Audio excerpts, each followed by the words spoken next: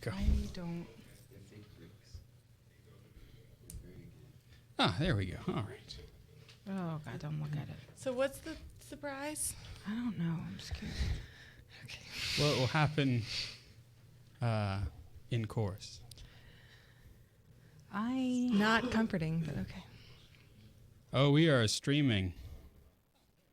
You can press the stream button and we'll see if it, in fact, streams. All right. Huh? Oh, there I Yeah. am. I'm back. Haha. Gosh, with a vengeance, Kyle. that was a lot of noise there. I mean, not noise, sound. Goodbye. Kathleen, don't take your toys. I'm going to take a Go nap. home. I'm going to regenerate and go downstairs. I tried to take a nap so bad today. It didn't work. Me too. Just didn't take. No, I did take a nap. Don't tell Oh. anybody in Pier Park, but I did take a nap in between masses in my car like a fool because I was so tired. Oh my goodness. And I knew if I had to drive back home, I'd be like, Oh yeah, all over the road, huh? yeah. No. There you go. It used to stand for Album Oriented Rock, AOR. AOR. Now it's all over the road. Yeah. Yeah. I Which would've is been. which is different than MOR, This is true. middle of the road. Middle of the road. And now you know that Jeff and I know things about radio. Yes. Is this like Yeah. a CB radio kind of thing? CB radio, she said. Or I can ask questions and you don't have to GOTR. laugh. Get off the road. Yeah. Uh-huh. I say that to many people Just with more colorful Oh, language. Catherine. Yes. Okay. with not as quite so many words. You should Kathleen is catch very what I'm succinct in putting her down. meaning. Sign language, huh? Yeah, yeah. I tell you, I have noticed there's some people. Apparently, I got that bumper sticker on my window that says "Your mama was pro-life, darling," and I have had people, and I'm looking in my rearview mirror, and they'll come running right up on me, and it's you can just see they're seething, and it's like, oh, they see the sticker. Yeah. That is the reason I put Catholics and Jesus stickers on the back of my car. Well, So I can, and to me, it also serves as a reminder to behave myself. Yeah. trying. Yeah. That's I why, don't have yeah. any. That's what my Other than the pro-life chasuble members inevitably hanging in my back seat, I don't have any. catching of those. sparks as he's weaving through traffic. Out of my way! That's beautiful. and people who have gotten in my way. oh, rats. I need to plug in my thing. What? All right. My big leak. Ah, yeah. 10 minutes. Computer. I love that I'm going through this and it still says like some of the notes I made when you were Can you gone. see that, Ed? Like blah blah blah that we are the Catholic camera. Underground. Yeah. See my camera there. That's my pick of the week right there. What is it? Yes. His Own has a new EP out. Oh, very nice. Yeah. Oh, My Soul Awake. Is the name of it. It's beautiful. It's really rich. Done there in Nice. Nashville at Paper Castle Records. That is rich. Name that movie. That is rich. That is rich. That is rich. The Grinch. The Grinch. Reluctantly parked at the stop. Engines burning and thumping in time. No. No. All right. Well, for those of you who are here, God We love salute you. you. We salute you. For those of you about to rock. We salute you. Yes, that's true. All right. Yeah, this is the part of the show that we do call the pre-show, just so that you're not completely thrown off. Vitoria, Vicky, it's good to make your acquaintance here on the Facebook. I wish I were in Guelph right now because that means that I would be enjoying food with you, and Roberto, and Kelly, and maybe even Samuel could be convinced. Just saying. I don't have to be convinced. I'm on my way. Kathleen would also come. Yep. To have dinner in Guelph. Yes. Heck, we'll just bring the whole studio. Is that okay, Vicky? Can we do that? Might as well. It's a heavy cup. Guelph is in Canada. Yeah, he doesn't have work tomorrow. Let's go. Really rich. Oh, I need to renew my passport. But it's Canada. They'll let me in. It's fine. They won't let you out. And actually, they won't. They will not let you in. They are fuerte. No. Yeah, as they say. I've been there before. Actually, I it'd be behaved myself. fort. Right, I think. Oops. Come on. What a malarkey. Oh, she says we're welcome. We can come. Yes. We're there, darling. In other news, the name of my nail polish is Good Girls Gone Plaid. If anyone would like to know, you want to get your nails done this color. It's very cute. It, Are- it are looks they- like my toe color. It's a great fall color. Ah. That's pretty Mine's a cool. little more lighter and like That's purpley. good TV. Yeah, your fingers match her toes. Nice. Okay. Yeah. That is It nice. just goes to show you that Kathleen and I are trendy. I have glitter sparkles on my toenails Now wait a minute. because I'm an adult. But I mean, is it plaid? No. No, It's a it's solid color. Okay. It's a solid it's like color. deep eggplant. But I would it like is. to be one of these people who names these colors. Well, I mean, I don't know how much they get, but I'm sure it's a lot. to name things, that's true. I mean, just look at our nominalist culture. You could rename and name and get paid a lot. Yeah, this is probably a totally recycled nail polish color. It's probably the same. Indeed. Indeed. It was like the first job. And so, Kathleen, Give this man a mic. I don't want to be nominalist. Matthew, you're welcome anytime. Mucinex or no, come on down. Yeah. I mean, we could string a mic up over there for him. Actually, I think the fact that Matthew is rocking a Mucinex high, potentially. Oh my. Okay. It's good TV. I may or may not have been live on television while I was in the midst of a sinus throw down. Yeah. I got There wasn't supposed to be as much of a hyphen as there was there. Maybe I do need some sort of antihistamine. There's always that time I that- think we all do. There's Let's that time go. that I finished a Sazerac within like 5 minutes, and then we started the show, and I was just like, Yeah, those good times. so what I'm going to be talking about today? Jesus and stuff. That's right. Well, How are you guys doing? I mean, Christology is always a good place to start, even if you may have had a little Sazerac beforehand. They opened the Sazerac Museum. Which, by the way, if you haven't had a Sazerac, you should, if you are indeed of age. Gesundheit. he makes really good ones. Ah, well, thank you. Is that the one with the orange peel? Because he's also Uh-huh. super picky about how they're made. Yes, and that and should be. Someone is a If you ever go to a Sazerac. restaurant with him and he orders a Sazerac, it's never right. Well, I don't Someone know about is a that. Saza I think snob. the first time that you went with me to a restaurant where I did order No. a Sazerac, they only gave me a tumbler full of rye whiskey. Yes, I do didn't- remember that. They didn't make the drink; they Yeah. poured the brand. But And I I've went, been with you "Nom, nom." on multiple I don't think occasions that's where it. you're That's like, not how this that is goes. not what it's supposed to be. That's true. I also would like to go to the Sazerac Museum. I'm a fan of any beverage that has its own museum. Where is it? It opened, and he built stuff for it. Oh, that's right. You were telling me that Really? last week, right?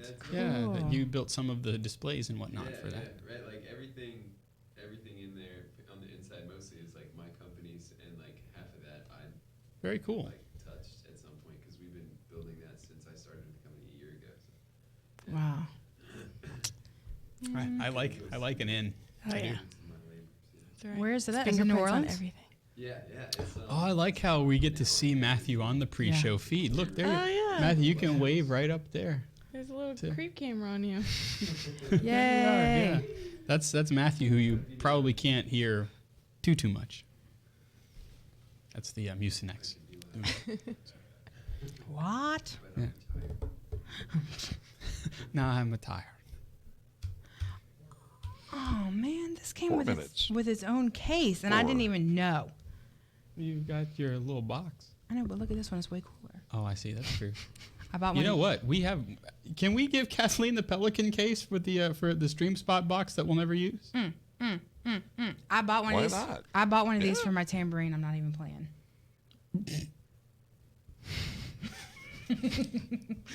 It's important stuff. It's My important stuff. brain said, Could I put all tambourines in that box? That's what my brain said. No, just one. But I haven't been able to cut the foam. I don't know how to cut the foam yet.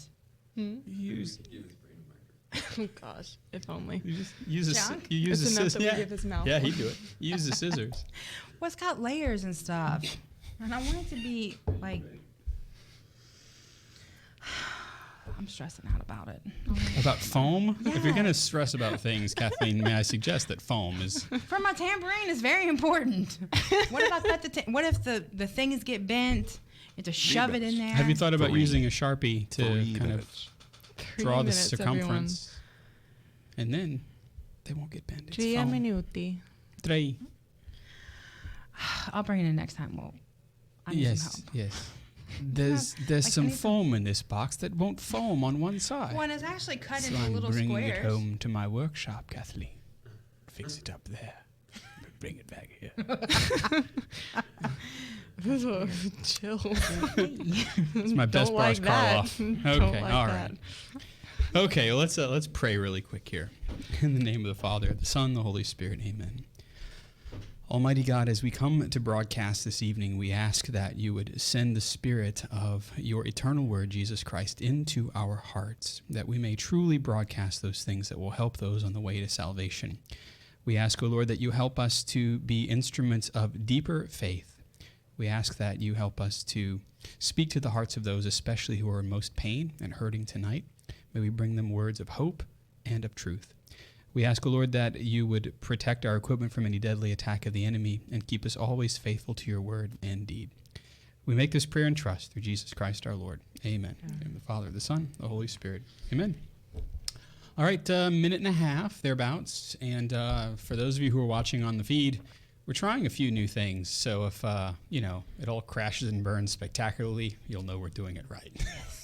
And we have it documented. And it'll be documented, and and you'll laugh along with us. I promise to laugh at it, actually. No. Yeah, I do. At one time, I would have gone, "Blah," but now I go, Last well, week, there it is. you mean? Oh, no, not last week. Nah. Yeah, maybe a year ago. I don't know. I've mellowed because, once you do 100 of anything, Yeah. you realize you didn't deserve to do those first 100, and you're really quite shocked as you get towards the next 100. Oh, 1 minute. Well, Yeah. Don't let me stop you. We'll catch you at the top of the hour for the Catholic Underground. Stay right where you are. Bishop's document, Forming Consciences for Faithful Citizenship, gives us 4 steps to take it from there. After we hear Jesus' teaching, we receive it. A few of us carry around a Bible or the Catechism ready to take out before discussing politics. Rather, we make Christ's teachings a part of how we think. Only then can we take the next 2 steps to act on those teachings and use them to evaluate the positions of political parties and candidates. For more, go to faithfulcitizenship.org. Pray for the unborn. 40 Days for Life BR.com. WPYR AM and WPYR LP, Baton Rouge. ccradio.live. Today on the show, Latina Programmata Computatoris Est, a QB meets an OP, a sanctuary for the unborn in Texas. Newman predicts the future of conscience, our picks of the week, and so much more. The Catholic Underground starts right now.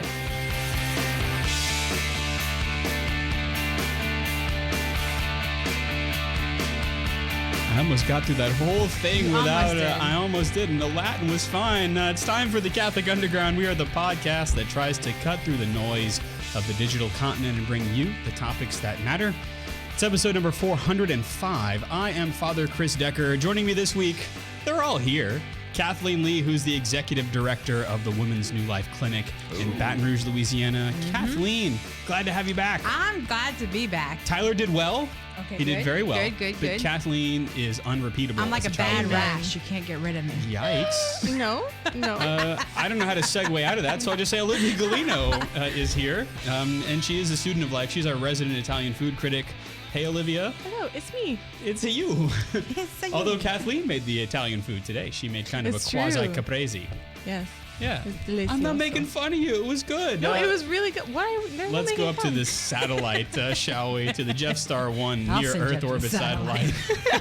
You didn't send any up. and to Jeff Blackwell. Jeff's our tech director. Hey, Jeff. Good evening. Good evening. Also, Ed is working the video on the satellite up there. So we have a few new video things happening if you're watching us on the radio or the podcast.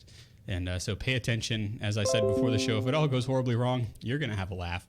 Well, all right. So I have been trying desperately to kind of up my game with learning Latin.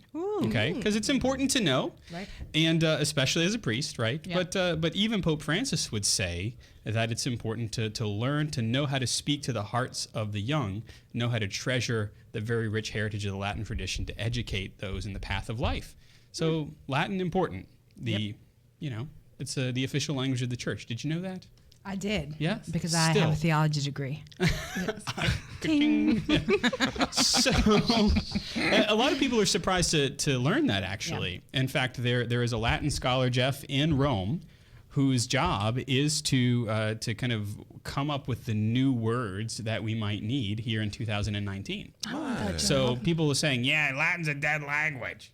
I mean, maybe they say it that way. I don't know. Yeah, I think so. But for those who say Latin is a dead language, it's very much alive because Mother Church has taken it and she continues to use it in all of her official documents and her liturgy. And then anytime kind of a new word comes up, like computer, there is a Latin scholar that works for the Vatican, at the Vatican, who declines all these words That's so cool. and inserts them into linguistic use. Nice. Better than in the German, they just do der Computer. Yeah, that's right. They just kind of That's use the cheating. American thing. And I think in Latin there's some of that too. But one of the beautiful things about the language is that if you have a scholar who knows the roots of words and Right. where these things come from, Yeah. they might be able to come up with a word that is perhaps, that doesn't sound like computer, Right. but says what a computer does or something Yeah. like that. So you get a sense of the root. Yeah. So this is like the church's equivalent to nail polish namers. Oh. Kind of. Yes. Because yours has a weird name, your nail Yes. polish. Girls That's Gone right. Plaid. We are talking about that, folks, on the well, Catholic Underground. but how fun? Like, this is a little bit more sophisticated. But how cool is that to be able to come up with, or to to come up with, invent words Yeah. that aren't original to the language, Mm-hmm. but are necessary for the church to be up with the times. Yeah. That's true. And so say you want to learn the Latin language. Well, there is an app for that. So I don't know if you guys are familiar with Duolingo. Yeah. Duolingo is one of several different types of Latin language apps. And they just added a classical Latin course. Very cool. And so we may be able to show it to you on the video monitors if you're watching us. We have to switch over to the Apple TV source on our video switcher. It's one of the super sources there at Apple Wow. TV, and so if you, it's not going to go on that monitor. Anyway, so sorry, this is the new thing we're trying out. So anyway, so it's a language learning tool, just like you might have for any of the languages. Yeah. And they have a full-on Latin course, which is Very really cool. really neat. And so it takes you through. Right now, I'm in intro and greetings and where things are, and it takes you through the plurals. My only critique of it. Yeah. My only critique would be that it uses classical pronunciation. Yeah, and I know this is one How of Olivia's dare critiques they. as well. I don't mind the classical pronunciation. I know that it's not like as roll off the tonguey as the ecclesiastical pronunciation. Yeah. However, it is a classical pronunciation. It's important. Okay. Anyway, so ecclesiastical Latin is pronounced a little differently, but you can go through these little lessons, Okay. and it works just like any other lesson. You go through it, and it's got you get little experience points, so you feel like you're leveling up. Yeah. And also, let's see. So these olives are in Rome, and then you have three options. Romani habitant he olive, habitant Rome he olive, and he olive Rome sunt. And so you pick the one that you think that it probably is. And let's see, these olives are in Rome. Rome habitant. Because I don't. And I'm right. Oh, good. Okay. So, yeah. And so you go through these, and the idea is that you level up how the Latin language works in your brain. Nice. So there you go. And we'll put in the show notes what that is. So Much less violent than the Latin that I learned. Because when you learn it, and like when you learn it from a textbook, literally all the words that you learn are like how to kill, how to die, like because you're like following a family like through classical like through Rome. a day in the life. Yeah, so you like follow a family, but then there's just like lots of death. And so like one of our jokes in high school, because I took Latin all through high school, was like one of our jokes is that we never learned how to say hi or thank you, but we knew like 12 different ways to like say that someone had died. Oh, I see. Wow. Yeah. But Which so reminds this me, sounds of much course, nicer. Olives. you know, of the old adage, Jeff. Latin is a language as dead can be. First it killed the Romans. Now it's killing me. That is actually not true, thanks to the church keeping it alive. Well, in honor of that, Yeah. a little rim shot for you there, Father. All right. Yeah, there you go. All right. So if you find yourself in need of wanting to learn Latin or any of the languages, Duolingo has all of those. All right. So I have to explain that this is kind of a shortened segment because we want to let Kathleen have the opportunity to talk about something that's important to her. Catholic men. And that's a football player, right? So, And he plays football. and he's pointing at you. Oh, See? look at him. Yeah. Oh, hey, okay. Yes, absolutely. So who is this guy? This guy is the quarterback for the Los Angeles Chargers. His name is Philip Rivers. Now, 2 weeks ago, from the live version of this show, 2 weeks ago, when maybe not 2 weeks ago. Anyway. A little while back. A little while back, when he took the field to face the Detroit Lions, it might have been last weekend, on their home turf, he spotted some very friendly faces on the sidelines. They happened to be several Dominican sisters. And if you're watching the Dominican Sisters of Mary, and if you're watching the video feed, it's so cute. He runs up. Because he runs up and he says hello, and then he wants to take a picture with them. Absolutely. Now, they're based in Ann Arbor, Michigan, and they were super excited to see him come over just before kickoff. Now, Rivers is a devout Catholic. He's an old friend of the order, so he knows the Dominicans for sure, which was founded in 1997 by four sisters whose mission was to establish a new religious community that combined their Dominican monastic heritage with their commitment to the new evangelization. So how cool is that the old and the new come together in this beautiful, beautiful order. Now, he is married to his wife, Tiffany, and they have supported the community since 2012. And in 2015, the sisters actually awarded him the 2015 Medal of St. Dominic. No. Yeah, Wow. so they were recognizing his life of service and faith, highlighting the seriousness which he sees himself as a role model.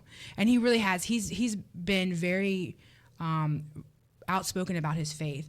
In fact, he and his wife welcomed their 9th child in March of 2019. Wow. And I remember there was an interview with him where I think the reporter asked some ridiculous question like you know, are you guys are gonna stop having babies now? And he was like, no. That's not how this works. Yeah. Talk to my wife, you know. Yeah. So it's just a beautiful witness to marriage, to family. He attends Mass before every game. He has received an honorary degree from the Catholic University of America in 2014. Wow. I want to go there. I wanted to so bad. I still kind of do. Yeah, Kathleen, I you're wanted to go young. there too. Yeah. I didn't. I was fine with where I was. I don't know. Yeah. So there is a Latin connection to Mr. Rivers there. Yeah. So there's a very famous phrase that actually he wears on his practice T-shirt. Yeah. Nunc cepi. Yeah. Nunc cepi. No. Right? Yeah. There you go. Now. Nunc. Oh, now. Yeah. Now cepi. Like incipit, huh? Like to begin. Now I begin. Ah. And that's a quote from Saint Josemaria Escrivá. Whenever my strength fails me, with God's help, I get up and I begin again. Just like Saint Jose Maria says, Nunc cepi. Now I begin. Basically, get up and go and get it done. You know. Excellent. And so he makes a big deal about the fact that actually helps him in practice. That Latin phrase from the history of the saints. When he received his degree, he told those people who were assembled that his priorities were faith, family, and football in that order. Faith, family, and football. And that's a beautiful thing. Now, his visit with his sisters unfortunately did not help him beat the Lions, who won 13-10. But it certainly is a phenomenal win in our book because it's the cutest. It's the cutest video I've ever seen in my life. It is the cutest. It is, right? And so in 2016, the sisters actually made a trip to the Charger training camp. How cool! I mean, just how cool is that? And we see that down here in New Orleans with the presence of religious at the Saints games, both real and not real. But the Archbishop goes. There are many priests. There are Dominican sisters who go to the games, and it's a really cool thing to see that's a part of. That's important to him. That he would see those people, and I'm sure there's a million people who want to say hello before a game. But he saw them and he sought them out, and their little faces are so cute because they're like, he's coming over. To see a nun just lobbing a football at practice too. It's really quite something.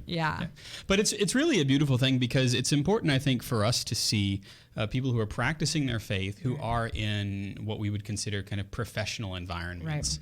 You know, oftentimes we tend to think that if somebody goes pro, then immediately they sell out, so to speak. And that's not the case. And in fact, as Nunc Chapi says on Now I Begin, there's the notion that when I do have some form of notoriety, even then, all the more I have to live as a disciple of Jesus Christ because the camera's always on me, because I'm always in the spotlight whether I want it or not. And so how cool it is to see somebody like Philip Rivers. So Philip, you get our CU hats off today for being a good Catholic and supporting a good order of religious sisters. The sisters, Dominican Sisters of Mary in Ann Arbor, are I believe the kids would say hardcore still. I don't know. If they, I think so. I don't know what they would say. Yeah, and you definitely get a check. I'm very old now. That's okay. It's okay. And you definitely get a check in our book until you play the Saints, and then complete annihilation. Well, because you have the Saints, which are kind of a communion of players. And you have him. So I don't know how many other Catholics are on the team there for the LA Chargers. Oh yeah. Well, it doesn't matter. Who can say? I know I can't. Because the Saints are going to win. Where is my buddy Clayton in the chat room? Who was one of my seminary buddies who married and knows every sports statistic. Like he is a Gray's Sports Almanac from Back to the Future Part 2 in his head. Wow.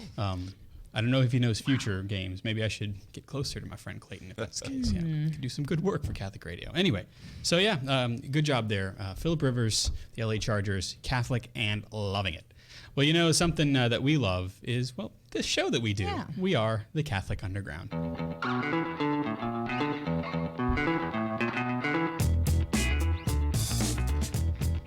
Alrighty, you are listening to and watching and experiencing in general the Catholic Underground. We're online at catholicunderground.tv.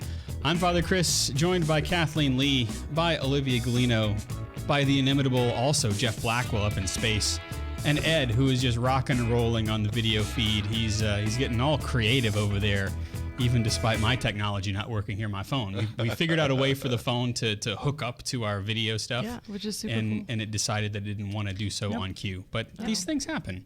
Our picks of the week are coming up. But first, we want to spend a little bit of time talking about one of several towns in Texas that are really doing some beautiful pro-life things. Exactly. Yeah. Omaha, Texas. Not to be confused with Omaha, Nebraska. Omaha, Texas. In Omaha, Texas on September 9th, the city of Omaha unanimously passed an ordinance outlawing abortion within city limits, right? Making Omaha the second city in the nation to do so, behind another Texas city, Waskom. That's a neat name for a town. Waskom. So all of you Catholics in Waskom, you know, hi, I guess. Good to see you. We should say hello. Absolutely. Yeah, and then shortly after Omaha, the city of Naples. Yep. Also Texas. Also in Texas. Okay, all right. Quickly followed suit the same day with a 5-1 vote. What? It says this. The ordinance reads, quote, to protect the health and welfare of all residents within the city of Omaha, including the unborn and women, the city council has found it necessary to outlaw human abortion within the city limits.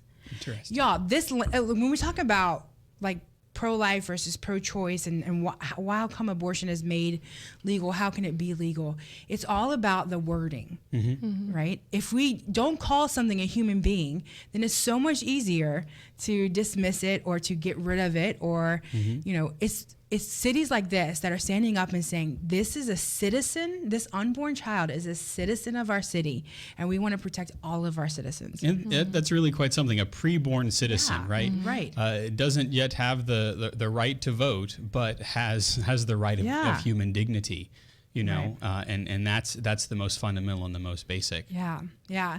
The text also states that unborn babies, quote, are the most innocent among us and deserve equal protection under the law as any other member of our American posterity as defined by the United States Constitution. Also asserting, quote, there is no language anywhere in the Constitution that even remotely suggests that abortion is a constitutional right. These are strong words. They are. And it's incredible to see this in our legislation. And we have, in Louisiana, we're very pro-life. But it's so beautiful to be able to see it in other places as well, especially a state as large as Texas. Yeah, and to recognize that this is not just as kind of the abortion industry, and it is an industry, would have us believe that these are small pockets of quote unquote resistance to the pro-choice movement, but rather this is an embracing of a value, really of a virtue for life that is not just a pocket, right? It's an entire town. And what was really interesting is that it's also kind of a movement forward for women too, because this is something that dignifies women as well. Exactly. Yeah. Now, speaking of women, in Wascom, the first city, they got a little grief because the law in Naples. Wascom was passed by an all-male city council. And so, of course, they claimed they were curtailing the reproductive freedom of a demographic that didn't have a seat at the table. And so the Omaha City Council was majority female. Wow. And in fact, Naples councilwoman Sally Buford, who led the initiative in all three cities, said, I hate abortion, and I don't want to see an abortion clinic in our city. What? Then the Naples mayor pro tem, Jacob Wilson, actually wrote on Facebook that he was truly proud to be the one to make the motion to pass this bill. Y'all, this is incredible. Yeah. It's just incredible to see people actually, politicians actually coming through with what they believe in. Yeah. You want to talk about Phillip Rivers and taking a platform on the football field. We are seeing a lot of politicians really stand up for life, and it's an interesting thing to see. And it's a beautiful thing to see too, because if we do not stand up for the most vulnerable in our society, then we might as well phone it in for everybody in our society. And that's what I think we fail to recognize, is that abortion, and I say this from the pulpit when I speak about it, the abortion is not a political issue. It's a life issue. It's a moral issue that has been made into a political football. And if you can just kind of play catch with this political issue, then it separates the human person that's the object of this into kind of a concept. And a concept can be melded and meshed and moved around. But a person is you have to stare into those eyes, into the unborn eyes of a child, and say, I have to reckon with whether this is right or whether this is wrong. Yeah. Well, it's more comfortable to contend with these things in that political realm, because like you were saying, like it's something that we construct, right? Like any society, any political system is like the invention of human hands. So of course, like it's much more comfortable to drag those things, those moral issues into the political sphere, because then that's where we can manipulate them. That's where theory kind of reigns. Right. And if everything's on like an equal playing field, and you just have this array of options of big theories, laboratory. Then it's much easier to go into a kind of deus ex machina kind of mindset, and then we become God. But it's also like where we're more comfortable, right? Things are much more comfortable when it's just a theory. And as I was talking to somebody the other day about what happens whenever we try to become God, we can't create in and of our own power. We don't have the power to create out of nothing.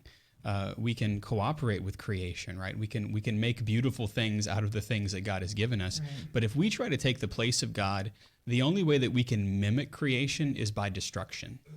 You see, that's the weird inverse of how our humanity becomes flanged without God, is we think that in order to create, we then have to be able to choose how to destroy.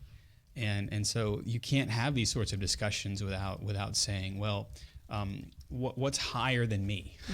What is higher than me? And that also involves getting words right. We were talking about that at the beginning of the show, how it's not just an easy thing to determine what Latin word is going to represent something in a papal document. Right. And one of the things that happened for these city ordinances is, as you said, they took the time to define what a human person is and how that fits into the law, and then, of course, what an abortion is, too. They made sure that they define their terms. Oh, yeah, absolutely. And they go on to say, define surgical or chemical abortion as the purposeful and intentional ending of a human life, right? And that's important because we're talking about a human life, and that has been up for debate in all of this, hoopla. And the whole thing, that's the debate. All these court cases, right, what is a human? What is a human life? Right? And classifying it as murder with malice aforethought. Murder with malice aforethought. Yeah. Okay. Now, rulings or opinions from the Supreme Court that purport to establish or enforce a constitutional right to abort an unborn child are declared to be unconstitutional. Usurpations of judicial power. Yes, according to this ordinance. And now the near identical Naples and Omaha ordinances are going to be, from what I understand, they're going to be very much like the trigger laws here in Louisiana. That they won't be enforced unless and until the Supreme Court overrules Roe versus Wade. I see. So, but they're on the books to go into effect. Yeah, and so much like the ones that are that are trigger laws here in Louisiana, as soon as that goes into effect, there is no argument. There is no It's done. It's just done, and it makes it very easy for states to who are pro-life to just be pro-life. That's right, and I tell you, In your family, when you choose life and you choose not to contracept, more life comes forth, right? Yeah. Whenever you choose life in your family, you begin to see sprigs of new life that blossom in ways that are far more just than biological, right? That are spiritual. Yeah. And imagine when a township and a city and a larger city and a metropolis and a state and a country begin to think in this new way. That really is quite old. It's as old as the book of Genesis. Right. When we begin to look at God as the author of life and say, how can I plug into what you were doing, O Lord? Right. We can't stop the life that will come forth and the spiritual renewal that will take place in us and in our country and society. Yeah. And we talk about this all the time at the clinic is, are we ready? Are we truly ready for an abortion-free Louisiana? What does that mean for us? Yeah. Our doors are open Monday through Friday at the Women's New Life Clinic.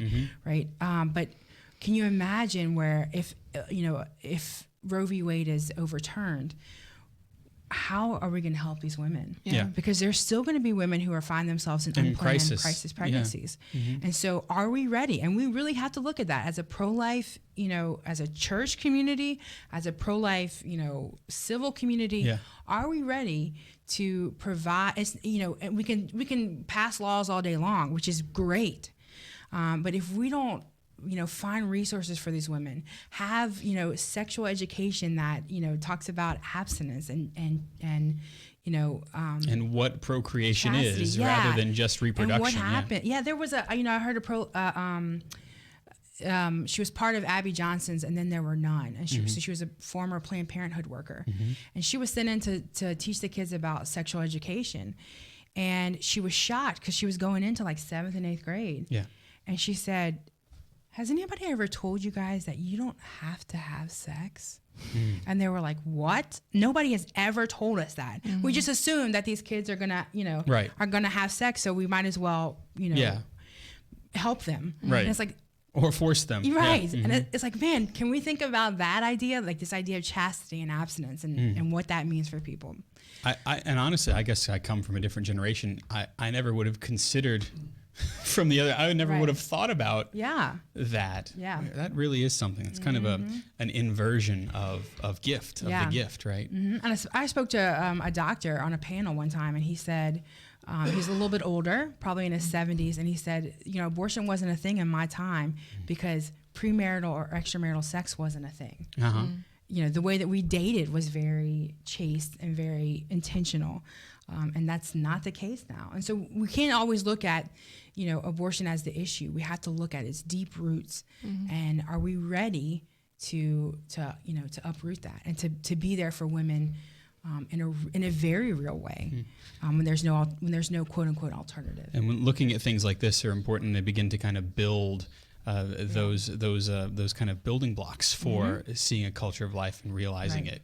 So kudos to you, Texas. We're giving a lot of CU hats off for this, but how beautiful that is, and what could be going on in your township to support life. We could ask that question, but first we have to take a break. We're at the Catholic Underground. Stay right there.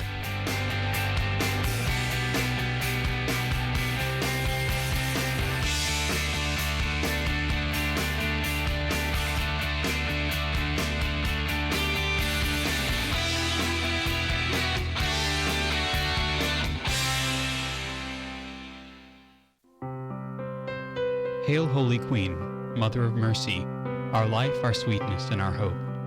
To thee do we cry, poor banished children of Eve. To thee do we send up our sighs, mourning and weeping in this valley of tears. Turn then, most gracious Advocate, thine eyes of mercy towards us, and after this our exile, show unto us the blessed fruit of thy womb, Jesus. O clement, O loving, O sweet Virgin Mary.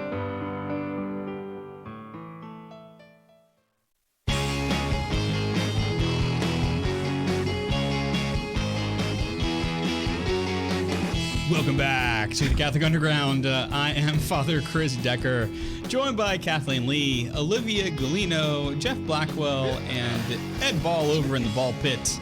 And our picks of the week are indeed coming up, but we have to talk about a new saint. Well, by the time you will have seen this, if you're not watching us live, he will be a new saint. Yay. And that is Saint John Henry Newman. Yes, I'm so excited. So it's really something, because if you look at the panoply of his writing, right? I'm told that it's not good to use those words, panoply. Panoply? If you look at all of his writing, then you will see that on the one hand, he is incredibly quote unquote conservative in the way that he comes at theology.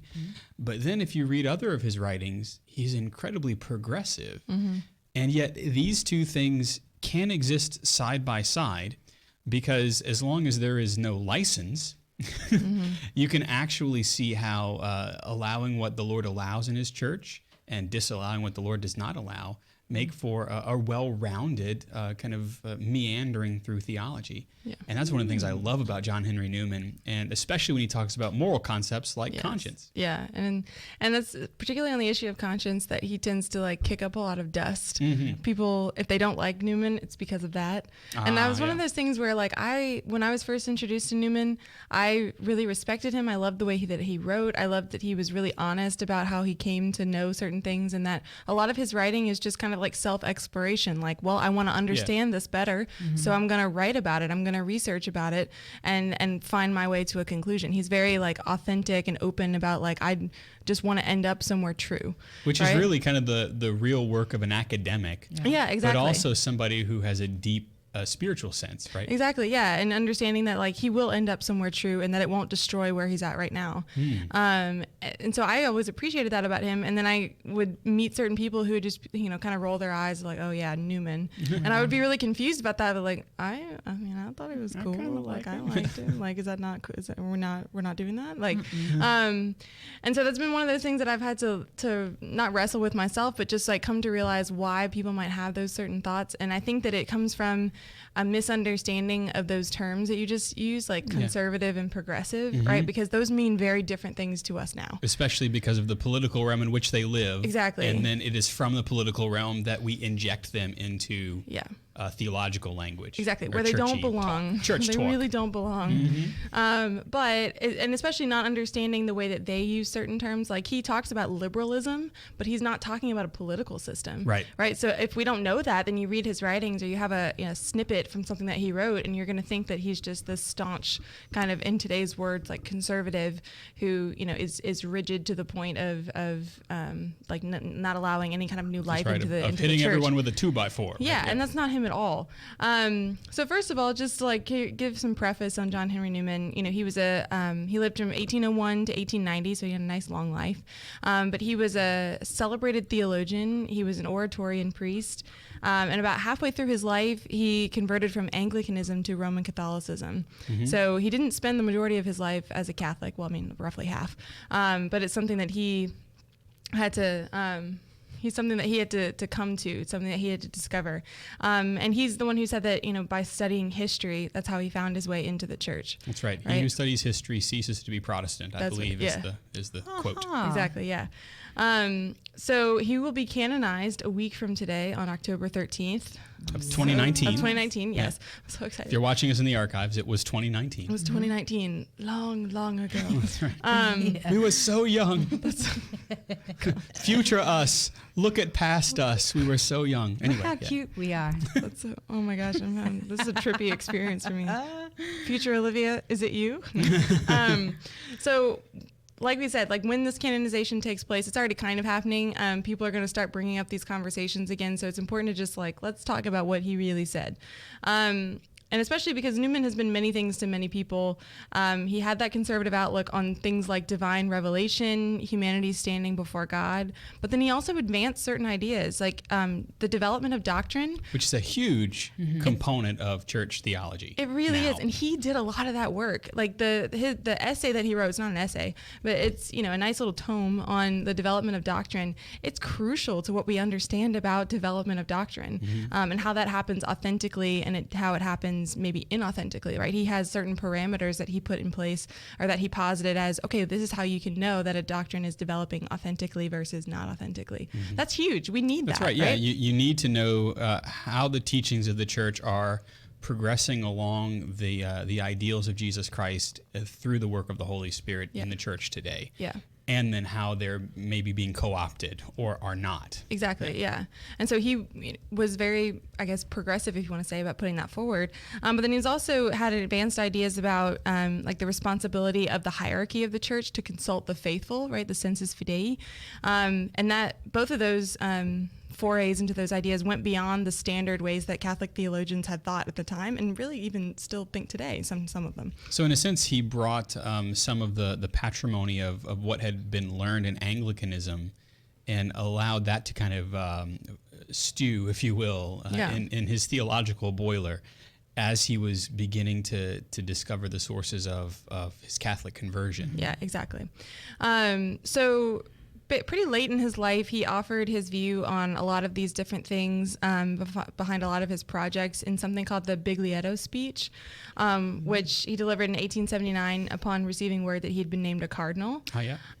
So I really recommend you read that speech. But in it, he, first of all, confesses his own inadequacies. As right? many saints do, right? He's the first to tell you, I ain't perfect.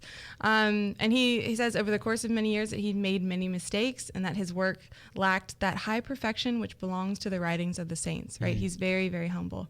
But despite these shortcomings, there was, he asserts, an underlying continuity to his efforts, right? A thread running through all of them, one in which he took pride. So he says, I rejoice to say, to one great mischief I have from the first opposed myself. For 30, 40, 50 years I have resisted to the best of my powers the spirit of liberalism in religion. Liberalism in religion, all one phrase. Never did Holy Church need champions against it more sorely than now, when alas, it is an error overspreading as a snare the whole earth. And that was in 1879. 1879, yeah. So a little bit prophetic there. So we'll talk about that in just a second, what he meant by liberalism and religion. But in response to that, those temptations towards that kind of thoughts on religion, he articulated this view of conscience as a natural mode of hearing God's voice. And really, I think what he's doing is just articulating what the church had always intended to mean by conscience, but had kind of started to muddy. Like conscience, even now, conscience is kind of like that. We think of it as like that Jiminy Cricket voice, or like the kind of referee that keeps you from like choosing bad things, when really like that's a negative view of conscience. It's not the infleshed, incarnated view of conscience and what it's really supposed to be. He even calls conscience the aboriginal vicar of Christ. Ooh. Right? Wow. So like a first vicar of Jesus, a first minister, if you will, of Jesus is our conscience. Yeah. That's fantastic. Yeah, because I mean, think about conscience. It's like the instrumental voice of natural law, right? If natural law is something that's written into our hearts, it's woven into our beings, well, then there has to be some kind of communication between our consciousness and that law, right? And so conscience is kind of that bridge that allows us to not only access, but to participate in that natural law in a way that is life-giving, is affirming, makes us more of who we're called to be. Huh. So I love that. Is that phrase, why my right? shoulder angel looks like a little Benedict the 16th? Oh, mine too. If only. So, and this is really important, especially because we talk a lot in these days about like the primacy of conscience. And I always get nervous when people say that, because I'm like, what do you really mean by That's right. that? Clarify what you mean by primacy of conscience. Is it conscience, that little voice inside my head with no formation, or is it conscience with an external formation taking place that kind of guides how it's supposed to work? Yeah, exactly. So Reinhard Hütter, I really love what he says about Newman's understanding of conscience. He says that it's essentially theonomic. Ooh. So theonomy is the divine law, right? So nomos is just like law, theo is God, so the divine law. So his Newman's understanding of conscience has divine law as its foundation. So Hütter says conscience is not simply a human faculty, but is in its root constituted by the eternal law, the divine wisdom communicated to the human intellect, right? There's that communication again. It's upon his theonomic nature and upon it alone that the prerogatives and the supreme authority of conscience are founded, right? So conscience is not founded on my will, right? Conscience I think we should probably is say not that again. founded on my will. That's a lot of what we think, right? When we think about follow your conscience, that kind of thing, we just tend to think of like, all right, well, do what your heart tells you, follow your will. But that's not it, right? Conscience is relying on divine wisdom, relying on the divine law of God, and how much we've educated ourselves in that law and been educated by that And it's law. important to say that the divine law of God comes from outside of us. Yes. It is something that God tells us about himself by means of the sacred scriptures and tradition. Yeah.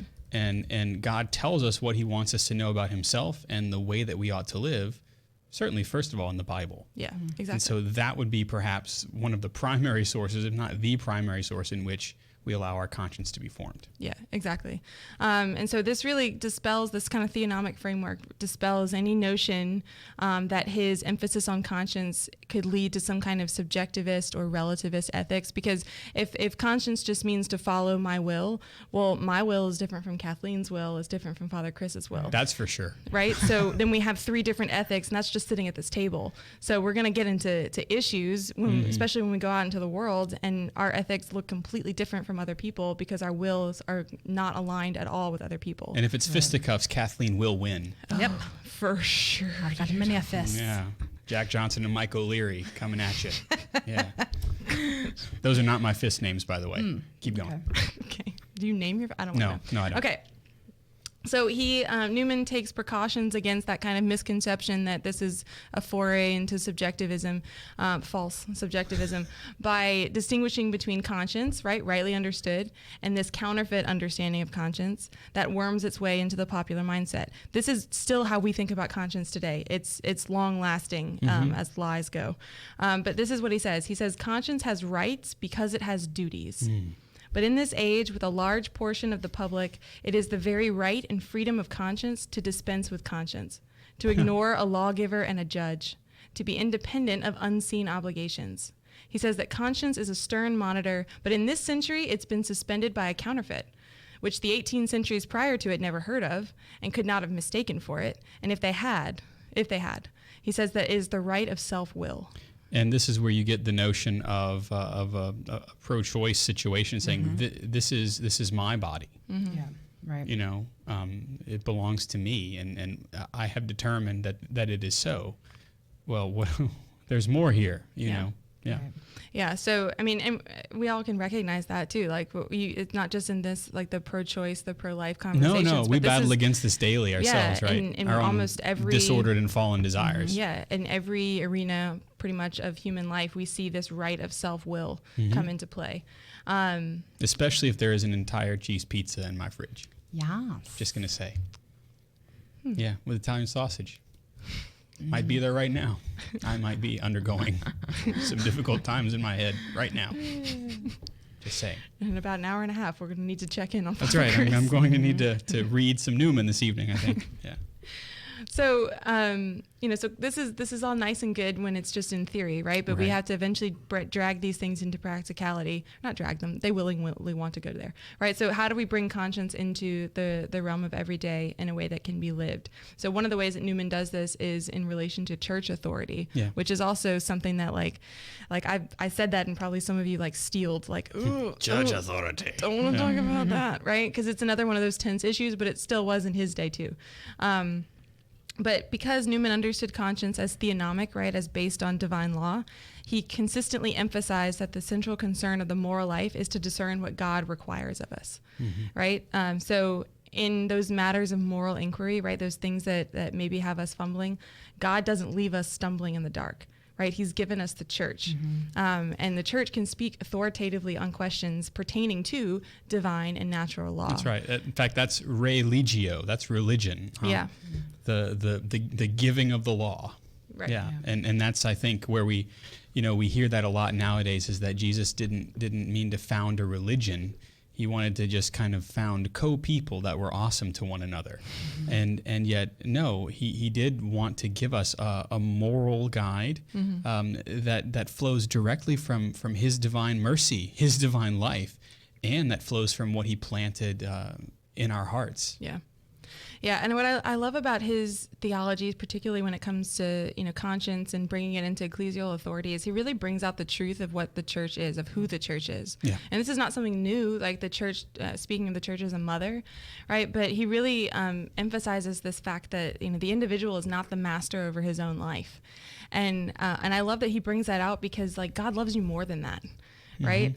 The God who doesn't care about you is the God who makes you the master of your own life and says, like, whatever, just do it. Oh, and that wouldn't be God, actually. That would be a prince of darkness. Yeah. Wanting to lead you deeper into darkness. Exactly, right? But we're made for family, we're made for relationship. And so the fact that God gives us conscience, it gives us a way to have his law constantly communicated to us. And even then to spur us to conversation with him directly, right? Our conscience, especially if it's troubled, should lead us to prayer, should lead us to conversations with people who can guide us, right? All of these things are supposed to turn our gaze back to God, to further that relationship, right? Because that's what we're made for, that's what we're created for. But if we didn't have that, then we would just be like set adrift, and that's a really lonely and isolating and horrible way to live. And Not a way to live. isn't that where our culture finds itself, wanting solitude, but wanting solitude apart from God? Well, solitude apart from God is hell, but solitude in the presence of God is really what heaven is. That's rest, But whenever we don't have anything to kind of guide our moral sensibilities, our conscience, then we really do risk kind of actually finding ourselves actively desiring solitude apart from the will of God. Right. And so we begin to live hell now whenever we don't allow our conscience to be formed well Yeah. and properly. Yeah. And the desire of the church is not to like be some kind of dictator or tyrant over us right. when it comes to moral matters, but again, to be that mother, right? To be the one who says like, I don't know that you should do that, right? Here's why. But it's because, conscience and ecclesiastical authority, he says they exist in a dynamic interrelationship, right? So that you really can't have conscience just kind of like fleeing off on its own, because then you do kind of have that tendency towards self-will, right? And then ecclesiastical authority still needs the authentic voice of the people, right? Like I have a conscience given to me by God. I have a way of understanding divine law given to me by God that's important to the church. Yeah. So do you. That's right. And that's why actual dialogue is important. Right. Not like fake dialogue, Yeah. but being able to kind of measure my experience of conscience and you measuring your experience of conscience and then joining them together with what has been revealed to us by God. And that's actually, I suppose, where we begin to think about the development of doctrine and things like that, that the sense of the faithful is not to be exercised apart from the church and its teachings and right religion, but in concert with it. Yeah, exactly. So with all of this kind of in mind, he could see that society was drifting away from this traditional understanding of conscience that had been around for thousands of years, and then its relationship with divinely established authority. Authority is not a bad thing, but he anticipated this coming age of infidelity, and I find all of this really prophetic. Especially because he says that the trials which lie before us are such as would appall and make dizzy even such courageous hearts as St. Athanasius, St. Gregory I, or St. Gregory VII.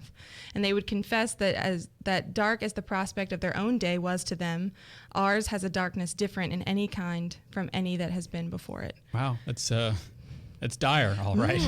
Right?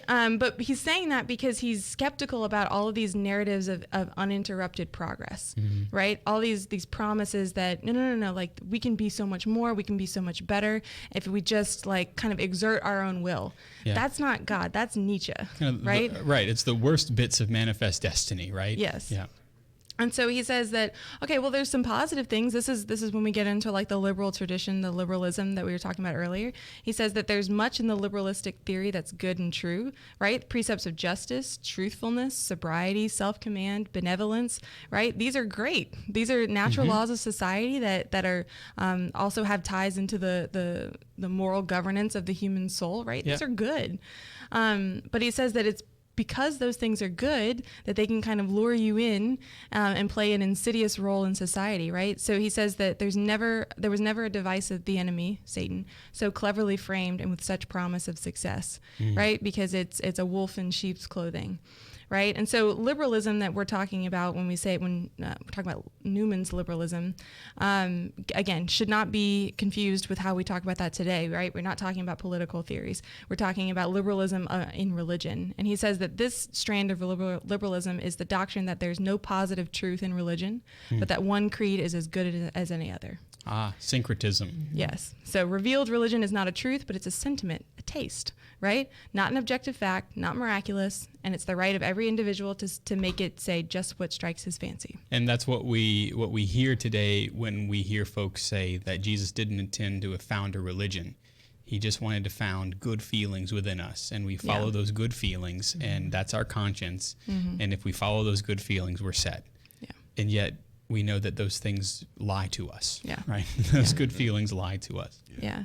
And, because in reality, our conscience should put us in touch with, like, the heart of Christ, right? The law has been written into our hearts, right? That's the prophecy of the new covenant that was fulfilled in Christ. So this new law has been written into our hearts, and it's the heart of Christ, right? Yeah. It's because Christ gives us his own heart. And because we have been ingratiated, we've been grafted onto that heart ourselves by God, right? So and sometimes we experience the sorrow of that heart, right? Exactly, and we experience the frustration of that heart. Yeah. Right. But that should always kind of turn our gaze back to, okay, where am I really? Who do I really exist in? Right. If this heart that beats is not my own, right, it's been given to me. And so who has it been given to me by? And so when we reflect on the voice of conscience, it should always lead us to Christ. It should never lead me to myself, or not just, I shouldn't stop there. Right. It's my voice of conscience, but it should lead me beyond myself, right, to this transcendent. Because again, like that foundation is that theonomic law, that divine law. And so, during Jesus' public ministry, he poses the question to his disciples, right? Who do you say that I am? So it's up to us in our day and age to figure out how we answer that question, right? Yeah. We're still being asked that question. As individuals and collectively. Yeah, and it's our duty, right? A conscience has rights, but it also has duties. It's our duty to live with our guided by the voice of conscience, right? Submitted to proper authorities, right? Ask for help, right? We all need help, but we ask for help from the church because the church loves us and wants to be a mother to us. Yeah. And then we go out into the world and we can see with clear eyes that religion is not a taste, it's not a fancy, but it's something that's been given to us for our good. That's right, and it's something that we can begin that allows us to begin to experience eternal life now, which is the fullness of satisfied desire. Yeah. We can begin to experience that by right worship, by right practice, and by rightly ordering our desires to what divine law, to what God's divine love tells us about himself. All right. Well, if you've stuck with us this far, we have a treat for you. It's that part of the show that we like to call The CU Pick of the Week. All right, our first pick of the week, Kathleen. This is not normally you. You brought gadgetry. I did. Kathleen brought It is gadgetry cool. to the show, I gotta set it up. and not just any gadget. Jeff is like, "What is that?" Jeff, He's looking you're up gonna on the love satellite it there. so much. It's Yeah. okay. This She's breaking Lord have gadgetry as mercy. she's talking about gadgetry here. Yeah. okay. She knocked the This- microphone over there, folks. This is the DJI phone camera gimbal by Osmo Mobile. Ooh, that's a lot of Yeah. words. Okay. So what happens is you put your phone in here. Yeah. So there's like a little clamp. Right. Yeah. Yeah. So you have to, adjust it. Right. Stick your phone in. Yeah. Wait for it. Wait for it. Yeah. Waiting for And it. you tighten it back up, and then It looks see- like a little monopod yeah, you it's hold with kind of your like, hand. oh man, what's going on? And then watch what happens. Is it powered? Is that how this works? It swivels into action. And then you put on your camera and there it is. You just like You can walk with it, and Whoa. it's got a gimbal on it, Yeah. like a joystick, Like a little- right? Oh, yeah, so you can, like, so move that you can keep the camera steady, right? Watch out, people. It mechanically keeps the Yeah. camera steady. you never know what's gonna happen. Those This is things the used to be perfect thing for hundreds of Kathleen. thousands of dollars. I know. It was like yeah. I think it was like $60 or something. What? Used, yeah. In the That's so words of cool. I want two. yeah. I'm about to get my in next the words of some hobbits, I'm getting one. when my next paycheck I'm getting the boom mic that comes with it. The boom mic. You go ahead. Oh yeah, because I gotta look cool. I mean, let's be honest. That sound cool. And Oh, sound yeah, cool. right. The world needs Kathleen to have this. I think that's great. That's awesome. Haley. Right now, Video the only production. thing that I video is Chunk because he's the only subject that I have. Oh, your dog. Yes. And when there's like natural disasters, can't forget those. yes. Yes, Those are some when of my there- favorite when there things are on the impending planet. natural disasters, Yep. Kathleen's alter ego Yes. Yeah. takes to social media, and I can only imagine how much more it's going to be with this. That is That's super cool. That's a pretty cool pick of the week. Yeah. Olivia, what you got? My pick of the week is this book called These Are the Moments by Jenny Bravo. so cool. Yeah, and she's local to Louisiana, right? Really? Yeah.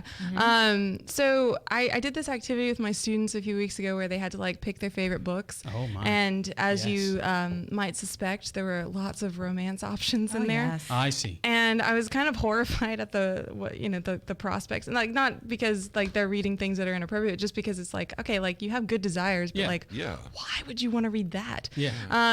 So like this book is written, she's Catholic, right? But it's written from a young adult perspective, right? It's a kind of teen fiction, teen romance. But like even in the first, I haven't gotten too far into it, but like even in the first couple of chapters, it talks about how like she meets her friends who kind of follow her through life. The main character does on the bus to a Catholic charismatic renewal like retreat.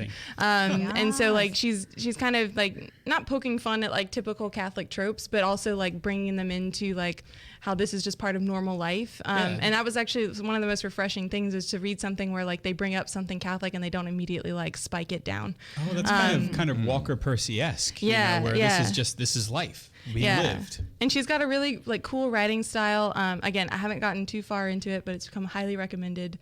So yeah, these are the moments. Very cool, by Jenny Bravo. We'll put that in the show notes for sure.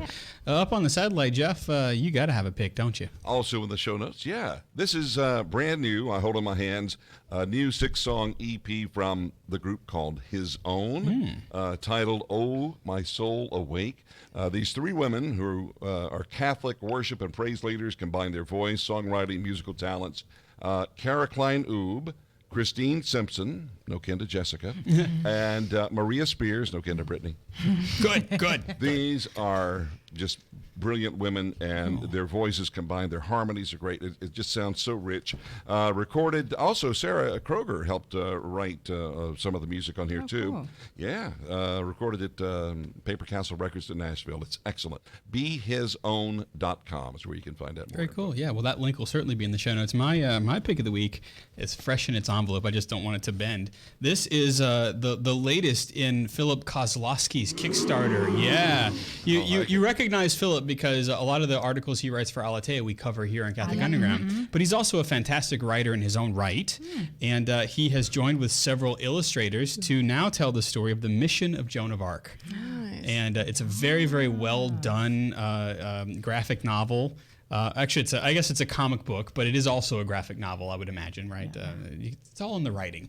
And so that's my pick of the week, The Mission of Joan of Arc. We'll make sure that we put the link to where you can find out information about it and read more about it, because one of the things that Voyage Comics, which is the label that Philip came up with, beautifully invented, he blogs regularly, especially about kind of comics culture in our modern religious culture and in the Catholic sphere. So The Mission of Joan of Arc is my pick of the week. I'm going to put it back in its protective box. And leave it there forever. No, I'm going to read it because the priests are going on retreat this week, and so this is spiritual reading, right? Yeah, The yeah. Life of Joan the He'll Bark. transfer it to John us. the Bark. Joan of Arc. Yeah, that's I pretty need to neat. go By on the way, retreat. the printing is exceptional. The quality is Fantastic. Yeah, for those who that's are really kind of one of the listening, pluses of kickstarted things is that if you kind of go up to the bar of what they're asking for, they usually choose a pretty good printer and print process, and the artwork is beautiful. The writing's yes, very it good. is, man. It is So gorgeous. yeah, that's my pick of the week. Jeff, we are always so grateful to those of you who pick us day in and week out.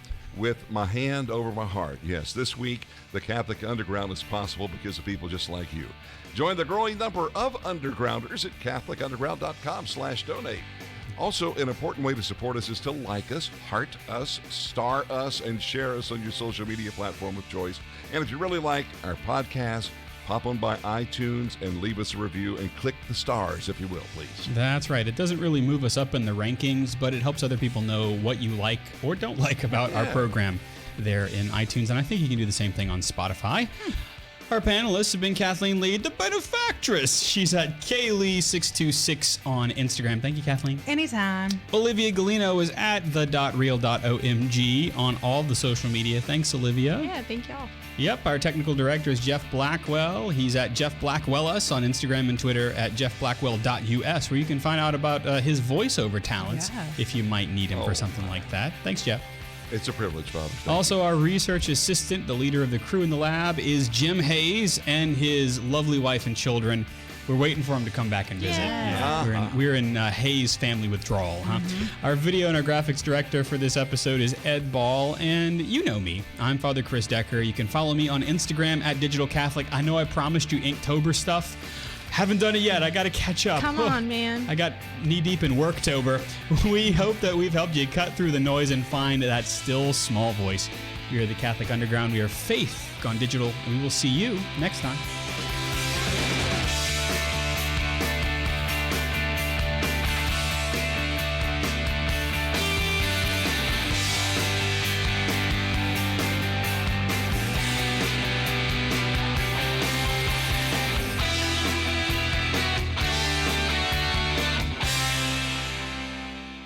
From the Catholic